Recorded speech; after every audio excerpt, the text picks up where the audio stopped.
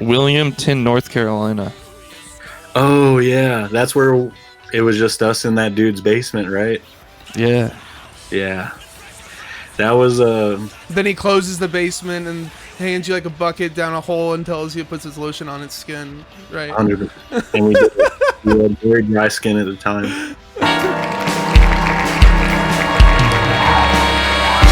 Welcome to the 30th episode of the Cassette Ins Creation. I'm Chris Deering, your host, and welcome to the show where I interview mathcore and mathcore adjacent bands. If you beautiful people in chat have any questions or comments, feel free to drop them in. I'll try to read them aloud. If you like the sub, you get access to these exclusive emotes, as well as the interviews before they go onto YouTube and streaming services. If you're watching this on YouTube, listening to this in your car, I have no idea what I'm talking about. Show is first shown live on Twitch. Join us every Sunday and Wednesday for the live cast at twitch.tv/the Cassette Ins Creation. With that out of the way, let me introduce our guest tonight, who dropped their debut album, Tourism, through Choke Artists and Old Press Records back in December. Welcome in Champagne Colored Cars. How's it going, guys? Ooh, we're doing good. How are you? I'm doing pretty good, and I didn't... There we go. Okay, now we're set. So tell us who you are and what you do in the band. You go, Noah. I'm Noah. I play drums in the band. I'm Tyler. I play guitar and I sing in the band. So, why the name Champagne Colored Cars? Is it just like a flex on us that you have enough money to pour champagne on your cars, or you just like that color paint for the car? Exactly. We got our tax returns and we just bought a lot of champagne and a really bad car. We just dumped it all over, you know? It really just comes from, like, I think it was an old band name my friend had forever ago, and I kind of like the sound of it, and I've never really liked the process of picking a band name. You just, like, over analyze yourself, and all of your own ideas kind of sound lame as you're trying to think of one, so we went with this one that also feels equally lame, but we settled on it at least. So how you guys been doing during the pandemic? Pretty good. Our like biggest tour we had ever booked with this really awesome band, California Cousins, got canceled like right as COVID started. It was going to be, I think it started like March 15th or something like that. So it was right when everything got shut down. Man, that sucks, dude. Yeah, it was a huge bummer, but our record coming out is probably like the best thing that's happened for the band so far. So we're at least happy that got to happen. Hell yeah, man. You guys been together for practice, or you all just doing a bunch of like Zoom meetings and stuff?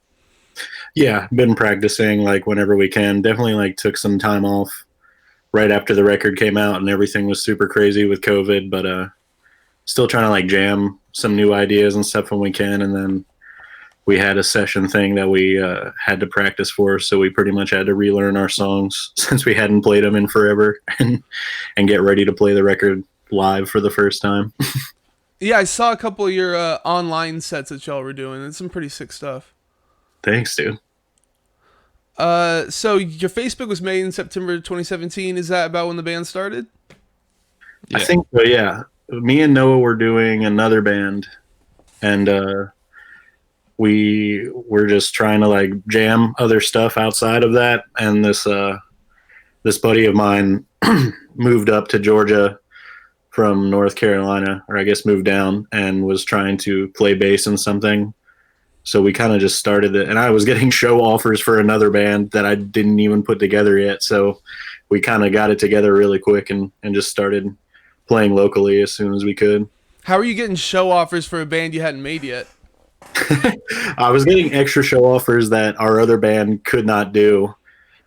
So I was like, let's just get this other thing going so I can accept there were shows I wanted to play. I think our first one was with, was it 2 Nights? That was our first show, right? Yeah, that's correct. Yeah. This awesome band, 2 Nights from Texas. We got an offer to play with them, and I didn't want to pass on it. So we got a set together as quick as we could.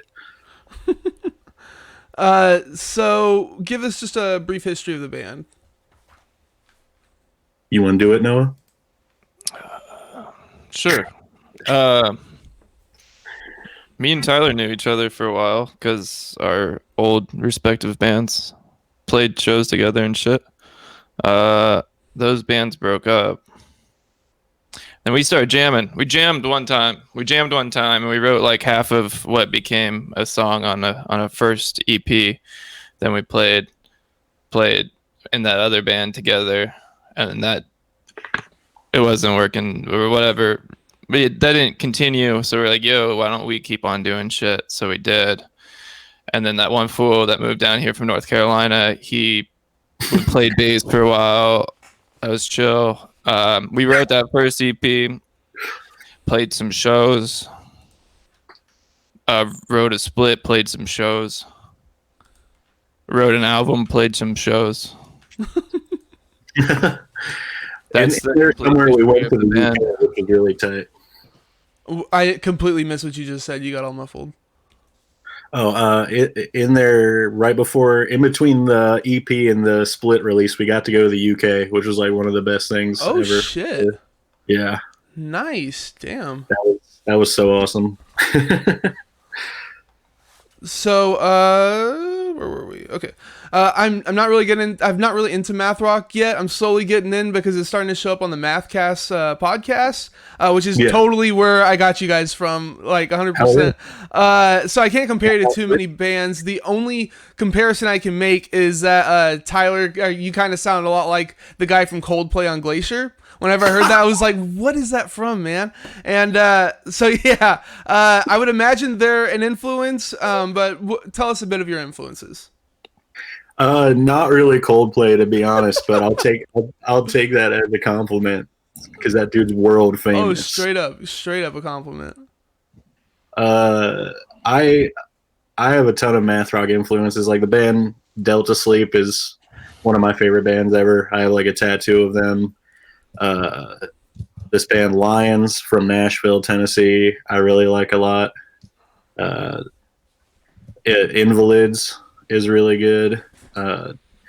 Ton of other. I have a crazy laundry list of math bands, but also before that, I came from like The Locust and other like mathy, more screamo stuff like that from back then. I was gonna ask like if any of that came into what y'all were playing, so I guess it does then. Yeah, The Locust and Dillinger and all that stuff. I love the shit out of that. What about you, Noah? Influences. Shit. I was always into like screamo, like Orchid and like Drumstream and Neil Perry and stuff like that. That was kind of like a larger background of mine. I played in like a screamo band for a long time. That's like the main thing that was really influential for me. I like got into like mathy shit in high school, I guess, with like This Town Needs Guns and like Taramellos and stuff. I guess that's kind of like the entry point for most people anyway. So yeah, that was cool. I don't know. The song Twist by Korn. Twist by Korn is you can really hear the Korn influence in that's your, kind of the main music. Influence for sure. What's your writing process like? Someone in chat says minus the bear. I listened to that band for the first time last week. Yeah, someone we get thrown the minus the bear a lot, but none of us really listen to them a ton. Noah has never listened to them, but I guess you need to get on that then. Yeah. What was your question though? What's the writing process like? I'll usually come in with like one riff or a couple riffs, and we'll get like the rough skeleton of a song down, and then we'll all just kind of come up with different ideas and things to add to it or edit within the song on our own. And then it's like the good part about planning to release something longer too is you have time to go back to songs and make them better and everything like that. So we try and do that now because I think our split was like our most rushed thing because we kind of had a deadline on that. And I like those songs, but I'd say it's like our least well thought out songs because we were just trying to get them done and everything, just trying to pop them out. Wouldn't your least a good song, your worst songs, I guess, wouldn't that be the stuff that you started in the beginning because you said you had to rush to get on stage? Uh, kind of, but we didn't rush to record that really. We started playing shows really quick, and the songs definitely changed a good bit between those first shows and actually recording. But we did that. We recorded the first EP with some good friends of ours who just kind of let us mess around and really figure out what we were doing. So it was helpful and a really chill process. So you're the main songwriter then? I guess, yeah. Okay. What about lyric inspiration? Like they're beautiful, man. Like I love the little mentions of like nature and stuff. Like you mentioned the Tahoe Ridge and stuff like that. Like this is totally music that I would take hiking with me, like for real. But what are they mainly about? Really, like I try and go over a bunch of different stuff so it doesn't get stale. I try and not do like songs about girlfriends or things like that anymore. A lot of it is, so you have done them before then. oh yeah, I think we all come from bands that were just like very emo lyric breakup songs and stuff like that.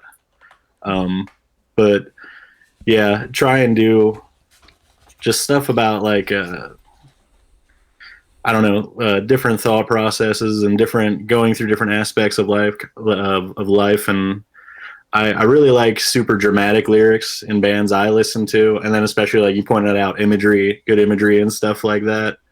So I don't know. I like writing about like the best and like worst moments of someone's life, and small things like moments and stuff having a huge impact. Kind of trying to like display my inner thoughts, going like way too deep for something small.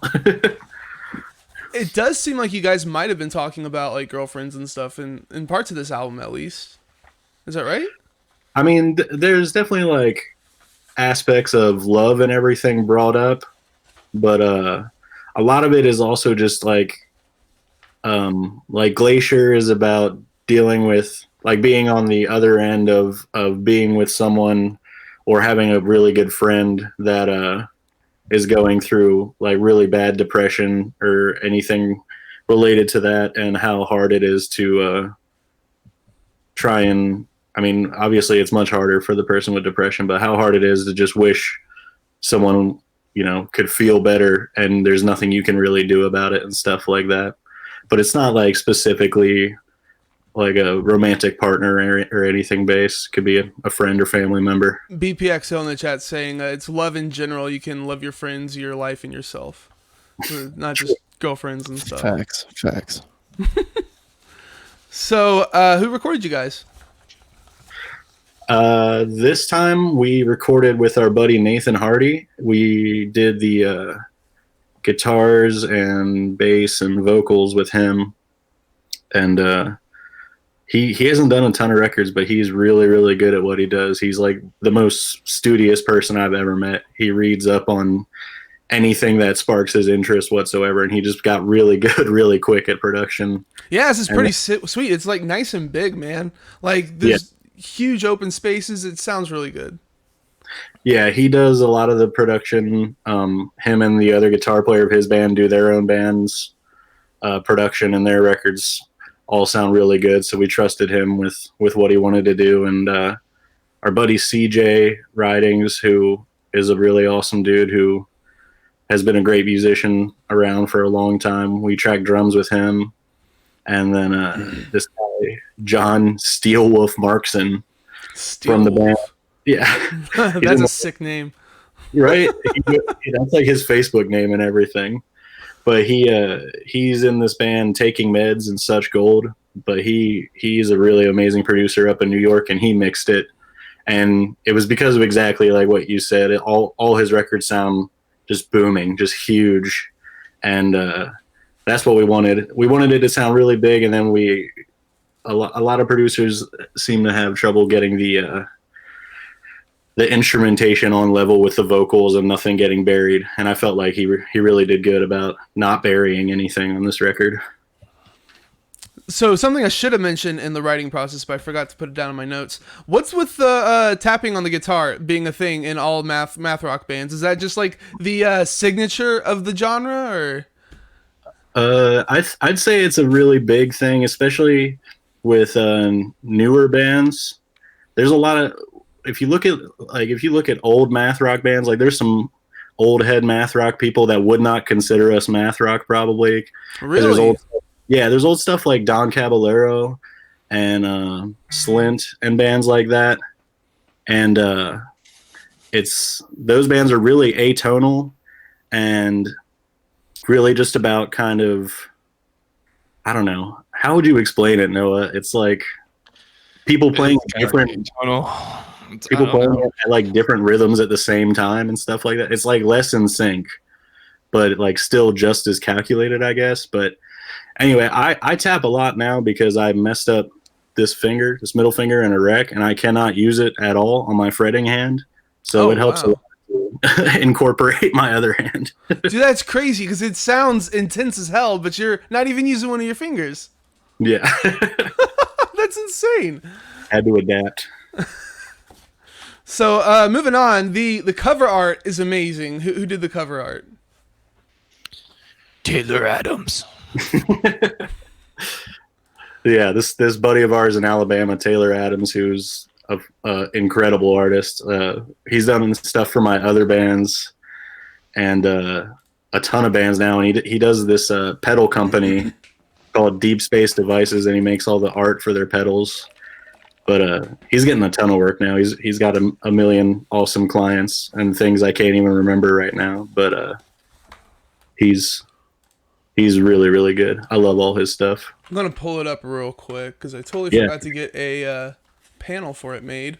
So I don't know. You guys probably can't see this, but down here at the bottom, you've got all this like wood in the river floating. Yeah. Why you have all this wood? I don't know. Seems I told him dangerous for these boats, man. I just told him to go over the top with detail, and he really did. We were kind of looking at like this. There's this old French artist who did like the graphic novel that Fifth Element is based on, and other stuff like that. Really? This guy Jean Girard, and he just does this crazy, super detailed art that's like that. And we were just talking about stuff like that, and Taylor loves just zoning out of everything else and going crazy into what he's doing for hours at a time. So the people I'm really worried about in this though are these down here in the lifeboat. It's like another boat already sank. Maybe like the pieces of wood are the boat that sank, and these people are just trying to get out of there. But that didn't look safe, man. I worry about anyone that might be on the floating island things. Like, dude, I was gonna say, what is this big white thing coming out of one of the islands? Is that like a string holding it up or something? We'd have to ask Taylor, dude. He's the madman behind all this. That is some trippy art, man. I fucking love it, dude. So you have two guest spots. Who is Corey King and Ellie Price? Corey is our buddy from this awesome screamo band called Azalea in North Carolina, and my old band just used to tour with him and play with him a ton. And he's every time we play in North Carolina, we hang with him, and he's just a good dude. And his scream, his vocals are crazy powerful and everything like that. And I knew there was that part on the record where I wanted something big and impactful like that, and I thought he could deliver it better than me. Oh, you do some good screams. Well, yells, I guess, is more how I would call it. Is that like about right? Is that how you would call it? I think so. Yeah, I feel like I don't sound like a screamer when I get loud and angry. It's more like a gruff voice, like. Yeah. So, who's Ellie Price? She is the singer of this now defunct band called Signals in the UK, and I found them on YouTube years ago, and her voice blew my mind. I mean, the whole band blew my mind. They're like what you would call math pop, I guess. And math pop. I hadn't heard that one before. Yeah, that's really big over in the UK. It's like just more, I guess dancey, you could say, and more classic song structure, but with all the like tapping guitar and and switch ups and stuff. But I just met her and her partner online, and then got to see them when I went to the UK for Arctangent Festival, and just always talked about doing a song together. And luckily, when we were going to record this, she was down and recorded herself and everything, made that awesome part all on her own after getting the weird time signatures from me. We're showing the music video with her right now. What's with the Pokemon references in there? There's really no point to it. There was just we knew we were gonna have to make like this video pretty COVID shutdown style, so we just tried to throw in as many different elements of things we like, or just being stuck at home type stuff. Okay, because I see you got Tony Hawk's Pro Skater happening. You got some pets making the shot. A true COVID music video. I actually really like this. I think y'all did a really good job with this one. Thank you. We had fun making it. So you've also got a music video for Fever Dream Season 3. What's up with the name Fever Dream Season 3? Like, where's Season 1 and 2? There's no other seasons. We kind of did the Season 3 thing just because it well, one, this is like I've tried to make this song happen multiple times with even with a other band before, and shit kept falling apart and the song never got to come out, so thought I'd try again. And it's a little bit different every time, so that's one reason. And then the other is just that it's like lyrically and everything, it's really dramatic, end of the world lyrics and stuff like that, so thought I'd put the Season 3 on there to make it like a Netflix show title. Well, I'm glad this one was able to come out. This is my favorite song on the album. It's Death from Above. Like, it's so good, man. I freaking love that. And the I think this is the one anyway with like the really quiet blast beat going on. Yeah, I think you're actually about to go into it now. Where are you that there's like an open field, a decaying urban structure, and then like a bamboo forest? Noah? Within like 2 miles of each other. So the abandoned fucking car wash is the parking lot to like this place in Atlanta that I hang out at. It's called Red's Beer Garden. And it's just like, that's their parking lot. It's this abandoned car wash. And then the bamboo forest is literally just attached to it. You like go down an embankment and you're in a bamboo forest. Dude, that's wild, man. Yeah, it is pretty nuts. So, where are you guys based out of? Atlanta. Okay. Huh. Interesting. I didn't know that there would be like big bamboo forest areas over there. That's really interesting. There's not really. There's just like some random ass one. That's the one. You had to import the bamboo trees and plant them yourselves to make We this. put a lot of money into importing plants for the bamboo budget was huge. There's one other video I wanted to talk about. Doing a cover for, who was it? Dastardly Man. Yeah, drum playthrough.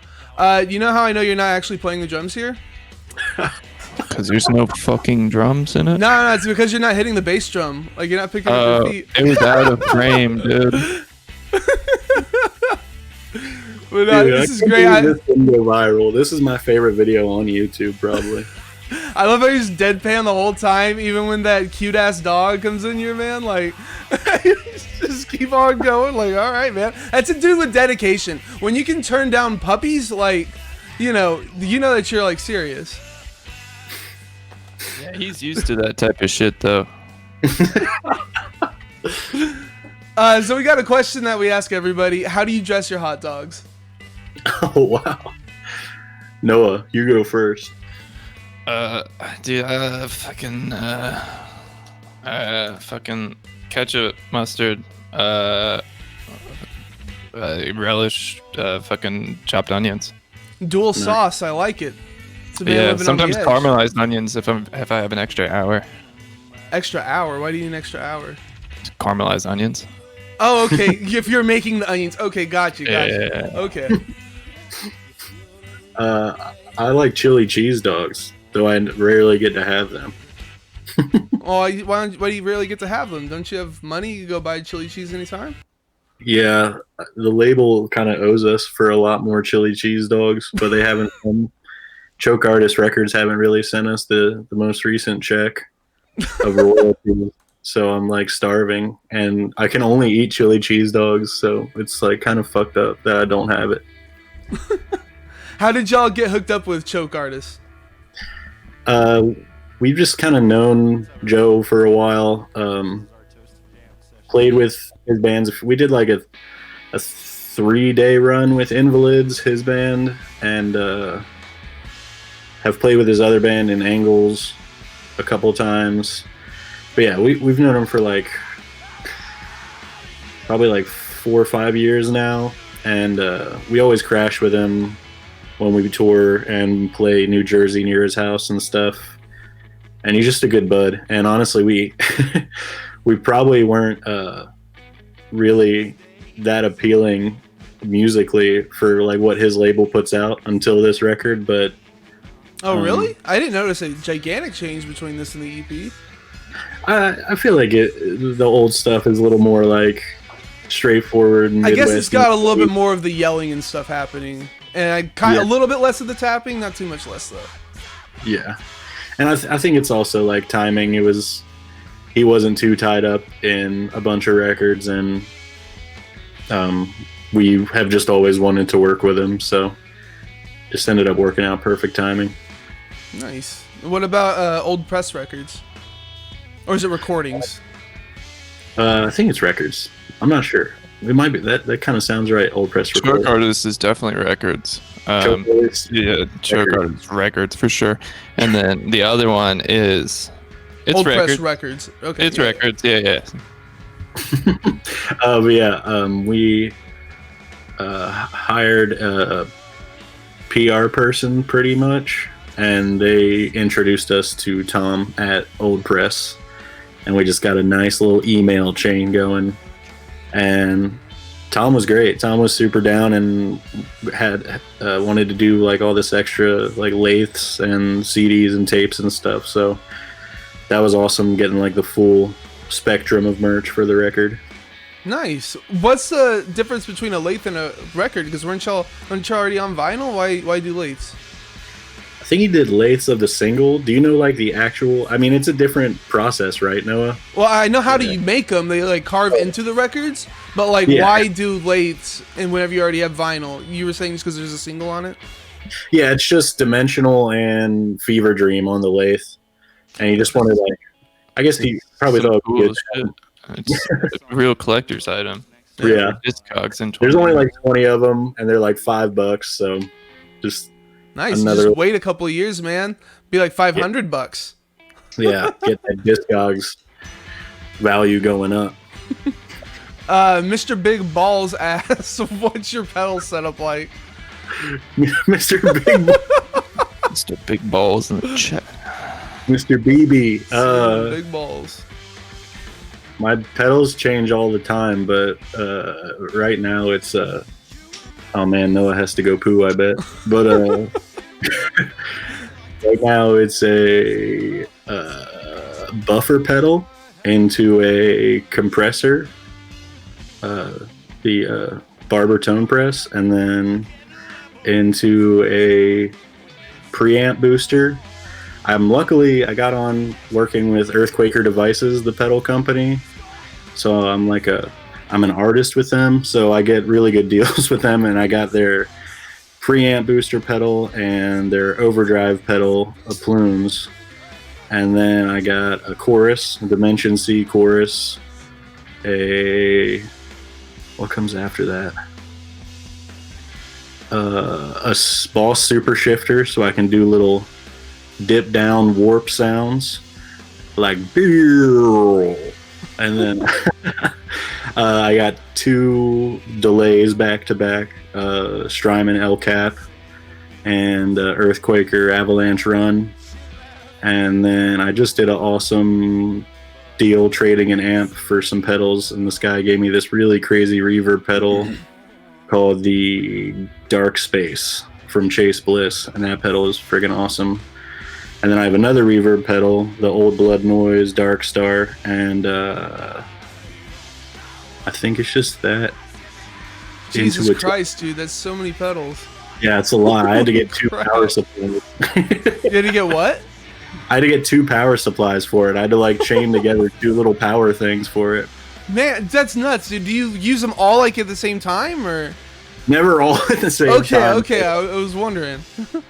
And there's so many more pedals I want, but that is actually somehow the ones I use throughout the album / set now. So they all get used, but yeah. Depperding says pedals on pedals, dude. That's what it seems like. Building those double-decker pedals now, man. I'll write a song with all of them on now, just to see. So you guys involved in any other projects, or is Champagne Colored Cars all there is? This is our main thing for both of us. Noah is in his screamo band is still going. They just We never broke up, and we never will break up. Yeah. But that doesn't mean we don't play a show anytime soon. Yeah, it's like We're called Caverns. yeah. We got music out. Caverns, alrighty. I Yeah, assume they're like really caverns.bandcamp.com? Yeah, that'd be nice. No, I think it's cavernsatl.bandcamp.com. That's not a super search engine optimized name. Yeah, I could imagine. Yeah, they're really sick. Like, it's like, I don't know. The riffs are really atmospheric and cool, but it's like classic screamo stuff at the same time. It's him and like his best friend Cameron. I think Cameron's watching this, so Hell yeah. big ups. Big ups, Cameron. I think I just put the right link in the chat. cavernsatl.bandcamp.com. Yeah, Austin's in there too. Austin was actually the one who recorded this. The link is not showing up on my phone, but Okay. let's see here. There, this should be it. Yeah. And then That's it. Okay, sick. So it's just Caverns then is the only other thing? that's it for you, right, Noah? Yeah, at the moment. Yeah. And I do a band called Kin that's like an internet project. We started when shutdown happened, and that's with my buddy Ben in New Jersey, this dude Nick in Vegas, and this dude Sean up in Connecticut. And then I'm doing another project like that's coming out soon with Joe from Choke Artist drumming, and the Logan who plays guitar in this band, Snooze. That's really sick. And Dude, sick, man. I Yeah. Snooze. I heard them from the Mathcast as well. yeah, I've loved Snooze for forever, and Logan is an incredible guitarist, so it's been really cool just sending each other files of shit and just hearing what those guys put into it too. It's Do you have the awesome. guy from Choke Artist on there just so he'll put your stuff out again? No, he's put out too many of his own bands, so I don't think he'd ever do that. But he's an incredible drummer. I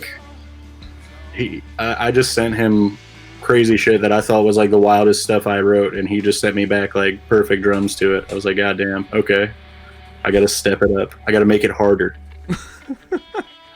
Y'all got some crazy merch. You got any nearby you can show off? I got the whole look book, the whole fit book, the whole shit right here. Alrighty. I run this band out of this office. Noah does like All the merch. he does. It's super helpful. I have like a business shipping account. Nice. All right, this shirt only available in large sizes. It's white. It's white. It says CCC on the front. My lighting, my computer's like 8 years old, so the webcam's not very good. There it is. It looks like that. All right. This one we have in all sizes. I like this shirt. Looks like this. Oh, that one is sick, man. This one's sick. It's sick as fuck. Triple color, 3 colors. It's like kind of a, what do you call it? Tron type of look to it. Hell yeah.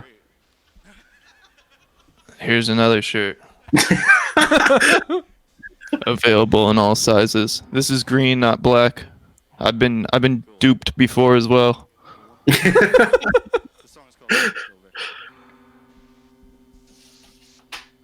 Before we get to the last piece, we'll go with some accessories. Alrighty.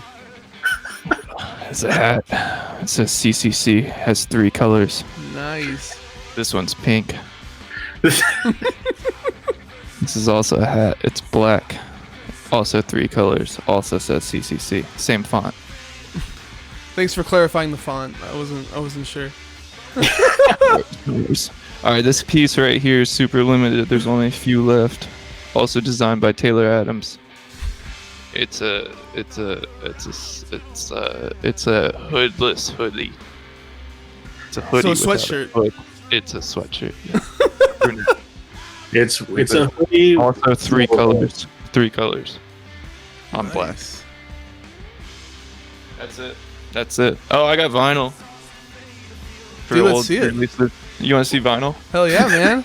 Everybody wants to see vinyl, man. Come on. Let's show some stick variants.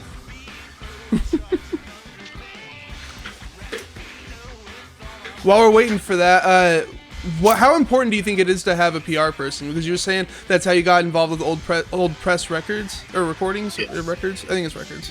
We already went over that. It's records, I think. But yeah, how important is that? I think it's definitely important to a certain extent, but you got to be really careful with that because it doesn't always pan out, and you know. What do you mean?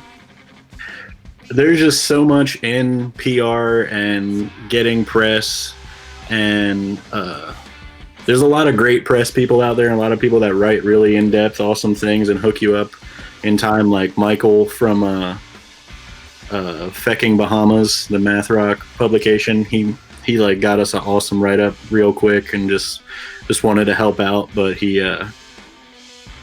there's been a bunch of like getting bumped off other sites and blogs and stuff like that, and just things that, and like without warning too, where you're like, as far as you know, your release of this or something or an article was coming out on this day at this time, and then you just never see it and no one ever says anything. So I think it helped a lot in certain ways. Like there was certain, like probably like 2 or 3 things happened that we couldn't have done ourselves, but I also think if you just look into it enough, you, especially for smaller bands, you can probably do your own PR if you just utilize the internet well and connect with people. Okay, well, it seems to be working for you guys. Like, y'all have a pretty nice audience. Yeah, definitely. I think a lot of that too is like we were talking about earlier, like Christian and mathcore people are really good about pushing bands they like, and they just have like a tight-knit group of people that listen and actually like check out the bands. And then a lot of people just look into every Choke artist release too, because he's just been doing really good math rock and adjacent records for so long and everything. So I think that's helped a lot with this record coming out. And then even like the artwork got like spread around a lot. Taylor won like some award on like, really? this art website for doing it. Yeah. Dude, that's awesome. Some people checked it out just because of the album art, which is awesome to hear, honestly. Y'all should do prints. I want to. He did this print I got over here. This like canvas print of this other thing he did that's friggin' sick. Dang. And he's down to go like half and half with us on doing it for the album art. So I think we'll do that, especially since our vinyl got delayed so long. Oh yeah, I saw a thing about that. April, was it when it's supposed to come out? Yeah. Ordered in November, coming in April. Dude, I have ordered in August, coming maybe next week, but probably more like February. Yeah, I think It sucks, dude. 7 months. People too. All right, let's see some sick variants. What we got? Sick variants. This is the EP. It looks like that. The cool thing about this is that it's blue, and it's screen printed on the B side. That is really sick, man. I saw that on your Bandcamp. That's so awesome. Pretty cool. Did y'all do the screen printing or? No, No, that was someone else did that.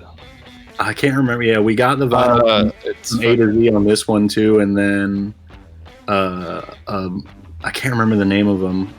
I think it was Lehigh Valley did the screen printing on the record. Yeah. So we had to send it a couple places before we got it. But that came out awesome because it was cool to have a not completely flat, pointless B-side of a record. It's true. This is a split with a band called Sleepy Limbs that we did. The Sleepy Limbs side's pretty fucking good. Sleepy Limbs is incredible. Good band. Lancaster band. Lancaster, Pennsylvania. This one kind of looks like Pepto-Bismol and throw up. Enticing. We should have named the variant that for sure. Pepto-Bismol puke. It's pink with green. That is fucking sick. Looks like this. This side's their side. This side's our side. So just in case you do buy one, now you know. He's so good at presentation, dude. It's like, do you experience joy pretty often, or? Not.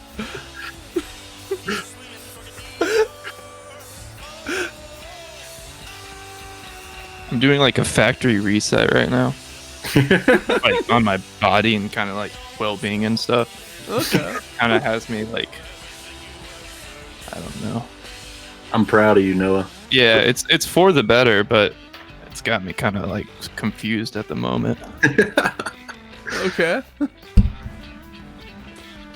Oh, it's all the vinyl? All right, sick. Where were we? Okay. Oh yeah. Where was it in chat? Mr. Big Balls again asking, are you wearing two watches set to two different time signatures? Yeah, I saw you had two watches on too. What's going on? I just really wanted to flex both watches at the same time. I never really get to wear either because I can't wear them at work. You're out here pouring champagne on cars. You got multiple watches. Yeah, we really Ballin'. took off in Russia with this record, and we're just rich as hell now. So I got two $30 watches, no problem. Again, Mr. Big Balls, with all the comments, didn't you used to play a Reverend guitar? Are you still playing that? I heard you also are sponsored by Reverend. Yeah, that's true. I just got a brand new Reverend a few weeks ago. They put out guitars in this awesome like dark forest green metallic color, and I am weak for anything in that color, so I hit them up and was like, I need that guitar. Also, here's my press kit. And they were like, boom, you got it, baby. And I got to join the team and get that's my third guitar from them. I don't have all of them anymore, but they're my favorite guitars for sure. Is that why the shirt's green, because it's your favorite color? I was the one who chose it, and we've had that shirt the longest, so I'm sure Noah is pissed that I did that. Yeah. Not that upset about it though. We had black versions of it, and they sold out quite quickly. Immediately, mad quick. So let's move on to shows now. What was your best show? Dang. What do you think? Probably one of the Lancaster ones, I'd say. Probably. Those are always the most fun for me, for sure. Those are always just solid. I like those a lot. I like playing Lancaster, Pennsylvania a lot. Anything else you can think of besides that? The other show that kind of sticks out in my head a little bit is the Michael Sarah Palin EP release show that we played or whatever. That one was pretty. Is that the name of a band? Michael Sarah Palin? Yeah. What? It's okay. a local emo band, but they got some traction right now. Yeah, they're doing good stuff. But they had a release show. And that was probably the main show we played where there was like people as far as I could see in the room, which was really tight. How many things? Just a little ballpark. Probably like 20,000 at least, I'd say. Wait, for real? Or are you making a joke? Okay. I was gonna say what? Gotta check out Michael Sarah Palin now. What do you think though? Like between 100 and 150 or something? Yeah, probably. Also, Austin That's just brings so up a sick. good point down here in chat. The last show we played before this pandemic was on Valentine's Day of last year. That was a good show. It was 5-9 with Sleep Dance, right? with Sleep Dance, another good band, Sleep Dance. Yeah. Recommend them for sure. Yeah, that was a good one. That was almost sold out in like a 300 cap room, so that one was pretty good. Jesus, that is nice. Yeah, and when we play Lancaster, we play with that band Sleepy Limbs we did the split with, so it's like a party and all their friends come, and the venue is also a studio that they run, so it's just like their own little ecosystem of people, so it's always a great time going up there and playing with them. Is that like your best band friend? Their drummer used to live here and recorded a lot of bands, my old band. Did he ever record any of your stuff, Noah? No, he moved back, I think, right before we recorded our old band with same studio, but yeah, they're really good. I don't know if we have a best band friend. they all broke up, dude. What's the worst show you guys have played? Ooh, Which one? Williamton, North Carolina. oh yeah, that's where it was just us in that dude's basement, right? Yeah. Yeah, that was Then he closes the basement and hands you like a bucket down a hole and tells you it puts his lotion on its skin, right? 100%. And we had very dry skin at the time. Why was that one so bad? It was like it was the end of our run with this band Milkmen from New York, New Jersey that we really like, and it kind of sucked that we had to end our tour with them on a show that 0 people came to. Oh, nobody came? Yeah, it was just that sucks. Yeah, it was like a dude we kind of knew from other shows let us play his house, and it was just us hanging with that guy at his house the whole time, That's pretty much. weird. That's weird. And then, Did y'all have like this feeling like you just want to get the hell out of there? yeah, definitely. And I just wanted to I kept apologizing to the band we were on tour with. I was like, I'm so sorry. We try not to do this ever, but DIY touring, baby, I guess is all you can really say. So did you actually go into the basement? Yeah. Were you scared? The steps were really steep. We're really strong and good at fighting, so we're never strong and good at fighting. Okay. All right, I got you.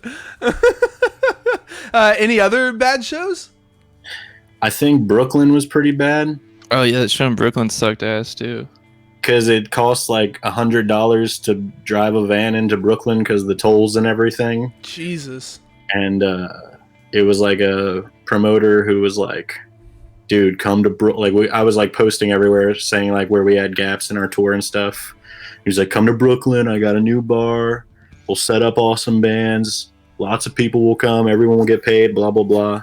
It's the complete opposite of what happened. I had to find all the bands. Nobody came, pretty much. There's like 3 or 4 people standing around in there. The dude did not pay us. I straight up was just like, you can't even give us like a $20 bill to cover one of the bridges we have to cross to get out of New York. Right? And, yeah. Like a fifth of the expense of coming in. Like, come on. That and we played a show in Alabama where we had to stop, and that's the only time that's ever happened, and that stuck with me too. We started a song and got off and had to actually stop playing for a second. Wait, what happened? It was literally just us falling out of sync with each other. It was okay. It was amateur shit, dude. One of those times. I got you, man. Yeah. Mr. Big Balls, again with the questions. First of all, saying Viper Fang is your best band friend. I assume this guy's from Viper Fang. And is asking, Noah, weren't you briefly involved in a band called Viper Fang? What's up with that? Yeah. It's a good band. It's a rock and roll band. Okay. Yeah, I bought like a cowbell to be in this band. yeah. The hit single is called "Rock and Roll in the Name of Love," and the chorus goes, "You gotta rock and roll in the name of love." And Very it's a good song. straightforward. I like it. Yeah, it's pretty good. You just search Viper Fang on YouTube. Let me see what like the search. What do you guys search to find this? Viper Fang, "Rock in the Name of Love," maybe. Oh, you have probably- a video. Do you have a video for it? Dude, Yeah, I'll bring kinda. it up. I will bring Yeah, it it's up. the first one. Yeah, Viper Fang, "Rock and Roll in the Name of Love." Hold on. Oh, whoops! I definitely spelled roll wrong. I don't think there's a video. I think it's just the album art. That's the album art with the guy in the front of like a closet.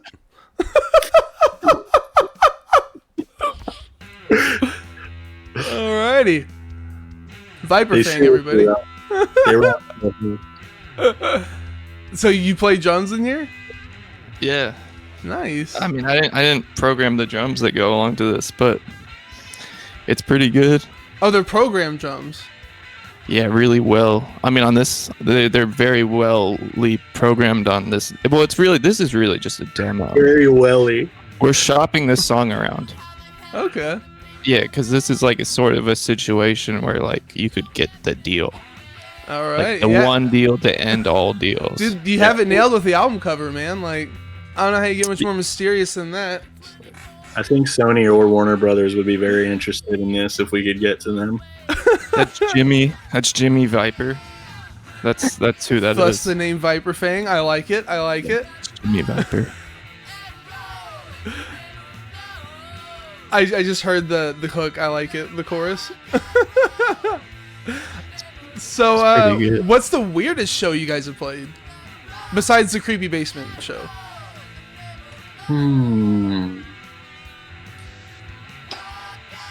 Probably one of our. There's like a venue in town called the Masquerade, and the rooms are really big, and the shows. You just kind of get put on random shows there sometimes. So probably one of the ones we played there. I'd say. Do any shows stick out to you as weird, Noah? You ever played anywhere weird? Well, every once in a while, like we would get put on like kind of like prog metal shows or whatever, which is cool or whatever. But I just don't like. That's not really my thing, and we're not that thing, you know. What do you mean by I would prog metal? Like heavy? Like I can't even think of a prog metal band right now. Like Dream Theater I type don't of know. stuff. Not that like bad, or not that is bad, but not like that extreme. I don't really know how to like describe it, but it's like I don't know. Tyler would probably know better than I do, to be honest with you. One weird show I can remember now is when we played in DC on Father's Day on that one tour, and It's weird. this dude who's really good at guitar, Garrett Gleason, is my buddy. He did like an improv set with his drummer, and it was Father's Day on like a Sunday, and no people really came out besides like the band's close friends and stuff like that, and it was just really trippy standing there while this dude just shredded like this improv set for 45 minutes to an Yeah. hour. or something. Everyone had like a 25-minute set, and people were trying to get him to stop like halfway through, but they were like deep in the shit, so it's like I had to keep going, which is cool. I respect that. Was he like good at least? Oh yeah, totally. It was probably just like a power like move. Like they're just trying to like posture, you know, like. And it was also like a gastro pub, right? So there's like five random normal people sitting at the bar, like That's always weird. just when trying to enjoy like an IPA.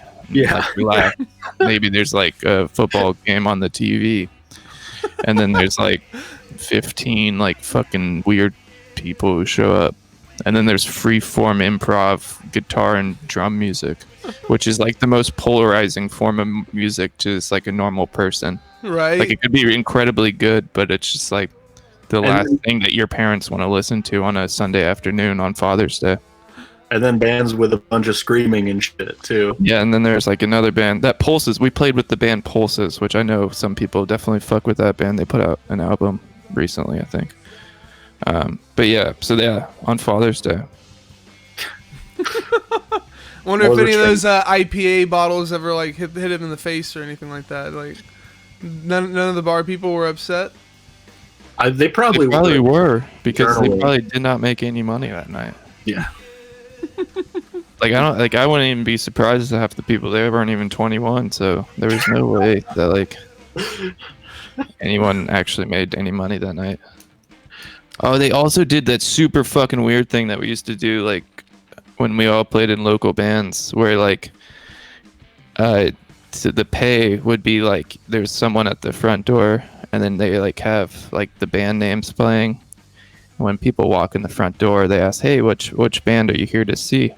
And then they were all there to see the one or two local bands, and we just happened to be playing this show. And the payout at the end of the night was based on how many people came to see your band specifically. Yeah. So here we are on tour, playing DC on Father's Day, a Sunday afternoon at a gastropub, and They didn't give you anything. they all got paid, and I think one of the bands realized like, oh, this is kind of a sham. This is kind of weird, and I think they gave us their money, but the other band definitely kept it. Wow, dude, that sucks, man. They should have all given you your money. They've given you that money. That's insane. They should have. Literally, everyone should give me money. I think Even when you're not on tour. Body Thief, who was really sick, played that show too, and I think they gave us their money. And then I think bought like a couple things too. Nice. They're really cool dudes. Cricket Slam says, but IPAs are good. IPAs are good. I like the Stone IPA. What about you guys? What kind of beer you like? IPAs are cool. I'm trying to quit drinking for now, so I'm drinking Heineken Zero at the moment. There's it's like beer, but there's no alcohol in it. Ew.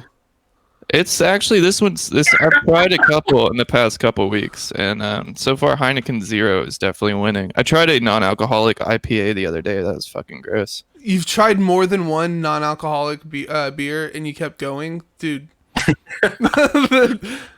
don't know what to say, man. That's gross. You like beer, don't you? Sure, but Yeah, I like beer too, and I'm trying to like not drink as much. yeah, that's true. That's true. I got you. You know, Gotta get I that drink taste. water, non-alcoholic beer, and coffee. That's kind of like what I've been doing right now. Nice. No Capri Sun, dude. No Capri Sun Damn. at the moment. I'm like chilling. I don't do sugar like that. Nice. Stone's good. Stone's cool. If you're gluten free, they have I think one of their IPAs is gluten free. It's good, which is cool because like I've had gluten free beer that sucks ass, but at the same time I don't have a gluten intolerance, at least that I know of, so I don't know why that really matters to me. But if it matters to you, there you go. Dude, Stone is sick, man. I fucking like it. So what was the last album you guys listened to? Where's my phone? I think mine was probably the new Snooze EP still. I listen to that like every day. Here's a fun one. It's called Chubby and the Gang, Speed Kills. That was the last album I listened to. I love that name. Oh my god, Chubby in the like- Game. It's just like a fun like punk album. Nothing too like out there, just pretty straightforward. What about your I'm a- albums of? Oh, I'm sorry. What's up? I was just gonna say my most recent is the new Daughters album. The You Won't Get What You Want. Okay, nice. So there's a overlap then with like the mathcore audience and the math rock audience. You think? I think so for some people. I'm sure some mathcore people would say we're kind of pussy-ish or something, but No, man. I think honestly, I think a lot of people are just now like noticing math rock or whatever. Like, because like I said through Mathcast, like that's how I found you guys. I didn't even know where to like really look for this stuff. But yeah, it's awesome. Like you doing this and Christian doing Mathcore Index. It's a really good way to like link all the crowds together. It's awesome that stuff like this is going on. Honestly, right. What was your album of the year for last year? Oof. No. Our album. Our album for me, probably, honestly. There was this awesome band called Golden Python in Montreal, and they put out a really, really sick record. I like that a lot. I think that's my top one. Oh, Miss New Buddha, dude. The Miss New Buddha album. Yeah, that would probably be I mowed the lawn the most to that album out of any other album. So that's gonna be it for me for sure. If you cut grass to it, it's got to be number one, dude. Well, it was like, what am I gonna listen to right now? And that was kind of like the go-to. And like I could basically listen to that album front to back, and the grass was mowed. What kind of music is it? I don't know. It's fun, dude. Listen to it. What was it called again? I think it's pretty. Miss New Buddha. Do you know the band Weatherbox? Nope. Okay. Well, it's the singer from Weatherbox, and he tried to make like a more punkish kind of like. They're pretty mathy, honestly.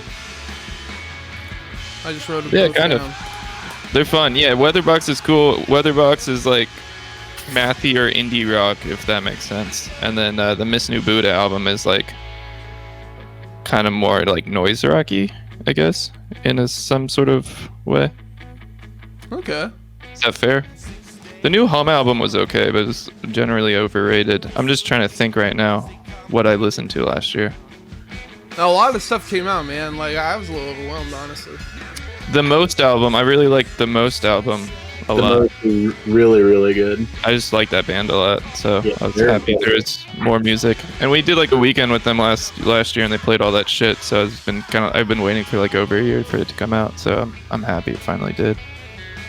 Mr. Big Balls mentions, and I don't know if this is a joke or whatever, but I'm gonna say it anyway. How about Viagra Boys? Is this a real band name? I know there's some weird names. It is a real band name. That Really? album came out last week, though. He's just baiting right now, I think. So yeah, no, the new Viagra Boys album came out last week. I haven't really gotten a chance to really sit on that one and listen to it. Is that math rock too, or? No, they're like a Swedish post-punk band. Okay. But I had one other question. I should have mentioned it earlier, but I totally forgot till just now. You have a sample in this album. I forgot what it was exactly, but it's like a hype up for like a football game or something. You have like the whistle blowing and stuff. What was it again? I forgot what they said. It's like a whistleblowing and Outcast saying something.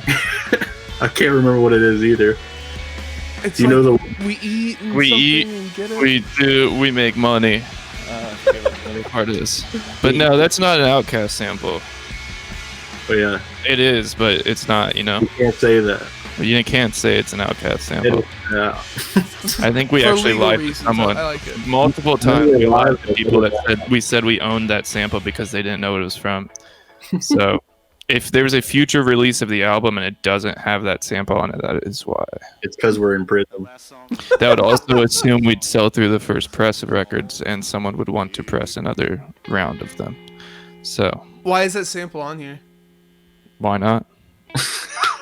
Fair. Nathan said it needed to be there, and Nathan made the rest of the song sound good. So Producer choice. We let it roll. Choice. And at the end of it, y'all have like commentary from a sports game or something like that. At the end of that song, is Yeah. it just because it mentions like flag football in the lyrics, or? Pretty much, but yeah, that's like Okay. a call of a sportscaster commenting on a cat running on the field, but calling it as a football play. I So didn't like actually understand. Oh what they were shit! It saying in is. that. It is that. We were just vibing out one day in the stew. You know, we were Vibing deep in in the the stew. stew. 14 blunts deep.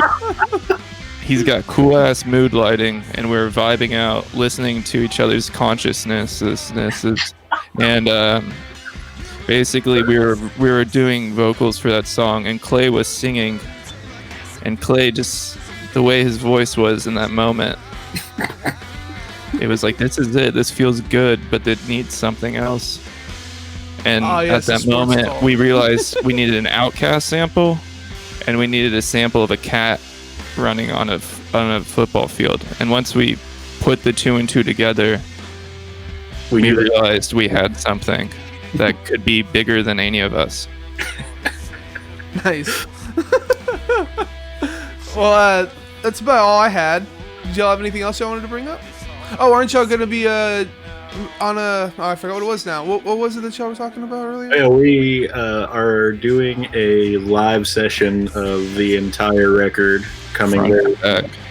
I think it's supposed to be on February 11th, but if people follow us on social media, we'll, as soon as we have the final details, we'll definitely post about it. Okay. But yeah, Sick. a playthrough of the entire record. So Is it going to be live or pre-recorded? Pre-recorded. Okay. But we did it live. We did it live and then we It recorded. was pre-recorded. One take Jake the whole entire way through, front to back.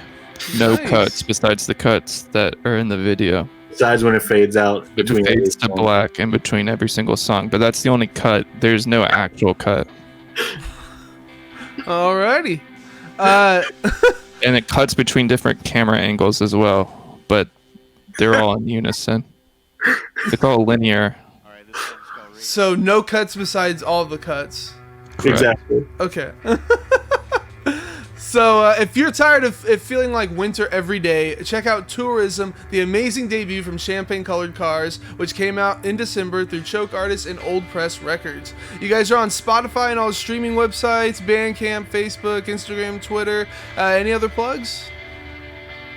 I think that's it. Check out the YouTube.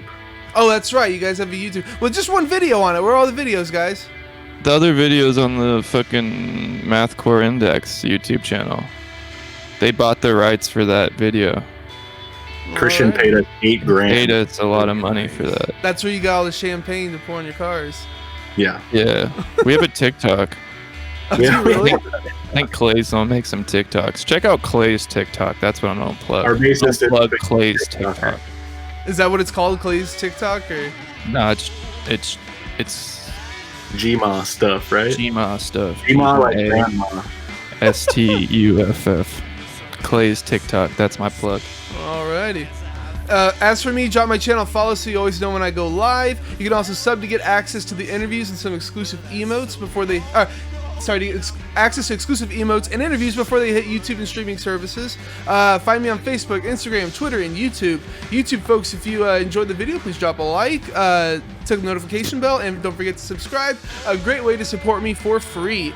My next guest is another sick math rock band, Nurture. Join us this Nice. Wednesday, the 27th at 7 p.m. right here at twitch.tv/thecastofInspiration for the live cast. Yeah, it's freaking sick, man. I love those guys. Also heard them in the same podcast episode as you guys. So, no was about to coincidence. say- It's coincidence. But anyway, thanks for being here, guys. Hope you had a good time. Hell yeah, dude. Thanks for talking Thanks to for us. having us. It was a Definitely. pleasure speaking with you this afternoon. And thank you guys for watching and listening.